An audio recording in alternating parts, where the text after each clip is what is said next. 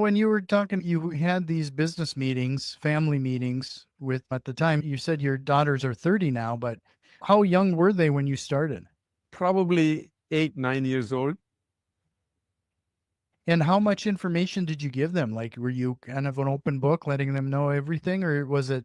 Because the reason I ask is because I don't know, there's a mentality of you don't let your kids, if there's any kind of strife or struggle, you kind of keep it to yourself. No, no, I was exactly opposite, and I was criticized very badly about that. My youngest daughter got Lamborghini when she was 15 and a half. She was the youngest Lamborghini owner in the whole world.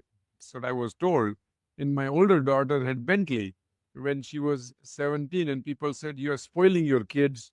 But I don't think so. I think they become more mature, faster, and everything was open to them that day.